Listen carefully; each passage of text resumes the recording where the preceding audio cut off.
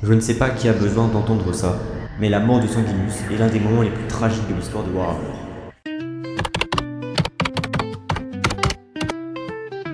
Bonjour à tous, c'est Lasfort de la chaîne Exterminatus & Chill et aujourd'hui on va voir l'histoire de Sanguinus. Pour faire simple, Sanguinus est un primarque, donc un enfant de l'empereur. C'est le chef de la 9ème légion, les Blood Angels. Il est appelé le Grand Ange, principalement car il a des ailes blanches. Vous allez voir qu'il joue un rôle majeur pour l'Imperium, mais avant ça, chaque histoire a un commencement. Donc voici les débuts de Sanguinus.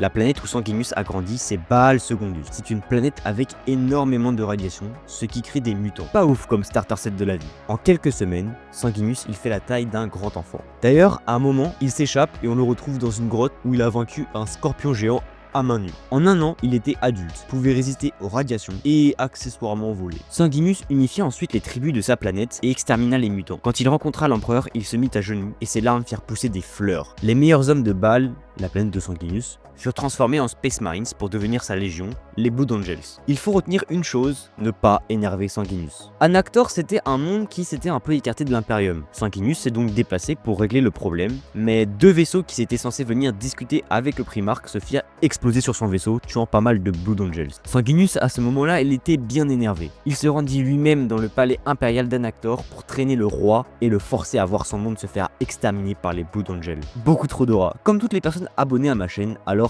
abonne-toi. Bref, le plus gros et tragique événement dans la vie de Sanguinus fut l'hérésie d'Horus. Le piège des traîtres. Horus c'est un petit malin.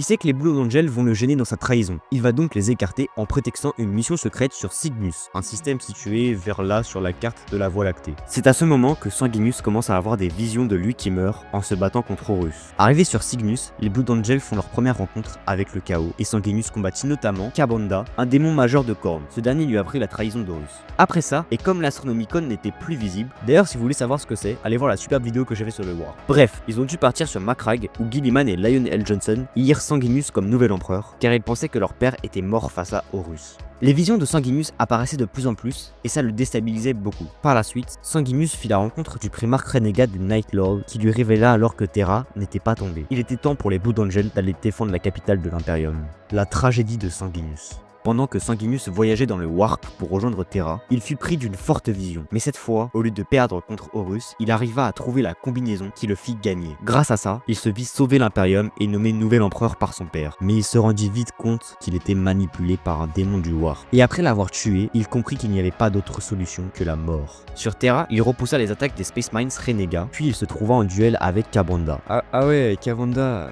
mais c'est qui? Mais si, souviens-toi le démon que Sanguinus avait affronté sur Cygnus. Bref, il réussit à le tuer, mais ce combat l'épuisa fortement. Directement après ce duel, il rejoignit l'empereur dans la salle du trône et Horus passa à l'action. Il les téléporta sur son vaisseau et les sépara. Sanguinus se dirigea le plus vite possible vers Horus pour l'affronter. Arrivé devant lui, un duel perdu d'avance s'engagea. Sanguinus réussit à créer une brèche dans l'armure d'Horus, mais se fit briser la nuque. Sauf que cette faille dans l'armure permit à l'empereur de tuer Horus. C'est ainsi que mourut le Grand Ange, héros de l'Imperium. Franchement, je trouve que Sanguinus est vraiment un giga chad. Si t'as aimé, dis-moi en commentaire ce que tu veux pour la prochaine fois. Like, abonne-toi. D'ailleurs, je viens de créer un serveur Discord, donc rejoins-le pour parler du hobby. C'était Lasfort, tchuss!